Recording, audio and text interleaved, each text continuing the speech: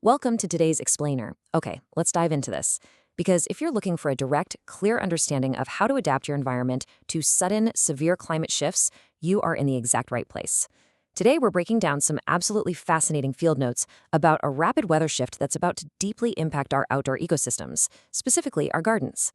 We're going to look at the immediate transition from heavy, rainy seasons straight into a brutal El-nino heatwave, and more importantly, how to actually survive it.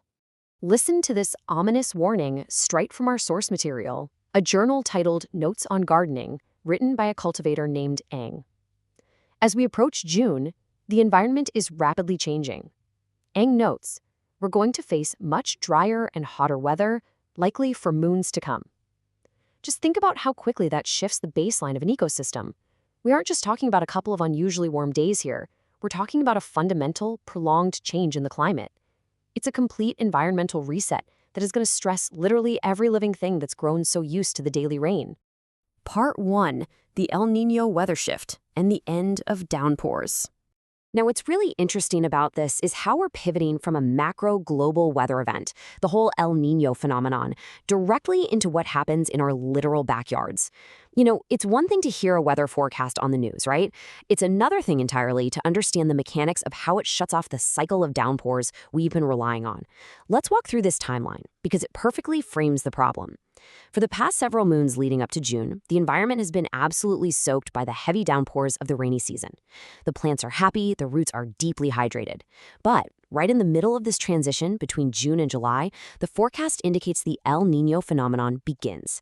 This means the rainy season is effectively over, and we're entering a phase of significantly drier and hotter weather. And this isn't just a quick sprint. We're stuck in this heat for many moons, all the way until the monsoon season finally returns at the end of the year. That is a massive gap without natural rainfall, meaning the entire burden of hydration is about to shift directly onto us. Part 2. Warning signs in gardens and the canary in the coal mine. So what does this macro-level climate shift actually look like on the ground? Well, you don't have to wait for a local meteorologist to tell you the drought is here. Your garden?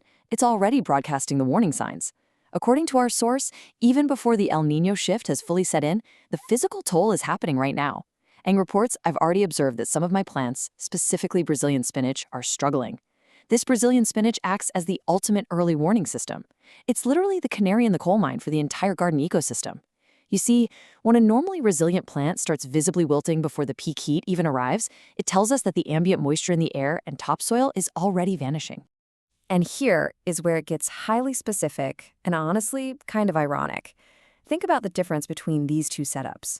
On one hand, we have shallow soil and high drainage potting mixes.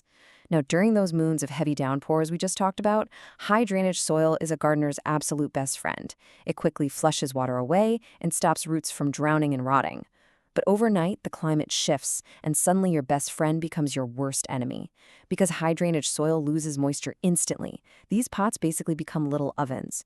The plants sitting in these setups are feeling the El Nino heat firsthand. Their vulnerable roots are baking, because any water you provide just falls right through the bottom. Compare that to the deeper soil setups, which act way more like an insulating blanket. They possess the mass needed to actually maintain hydration a bit longer during these intense dry spells. Which brings us to a really pivotal question.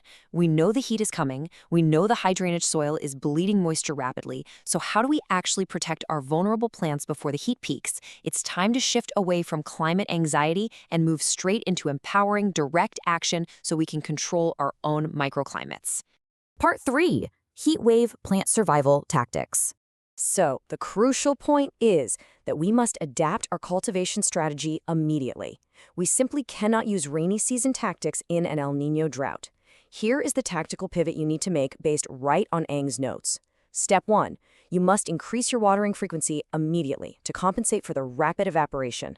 Step 2, and this one is my absolute favorite because of its purest simplicity. Place plant saucers underneath your high drainage pots. Remember how that high drainage soil was losing water instantly like an oven? Well, a simple saucer catches that precious runoff and allows the soil to slowly wick the moisture back up throughout the blazing hot day. It essentially saves the entire garden by creating a highly localized hydration reservoir for every single plant. It's a real game changer. And finally, step 3, pause all outdoor seed germination for the time being.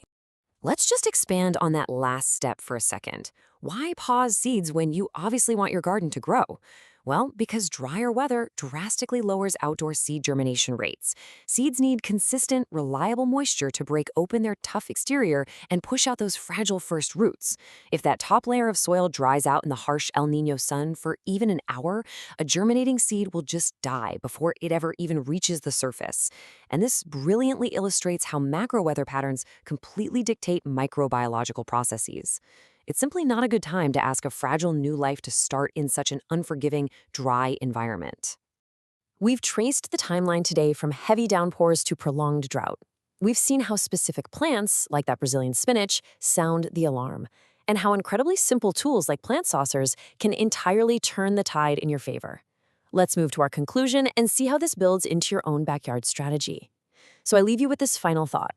Are your high drainage pots truly ready for the El Nino heat, or will your garden be the next casualty? Use these tactics today. Go check your soil setups and get those saucers in place. Stay curious, stay observant, and happy cultivating.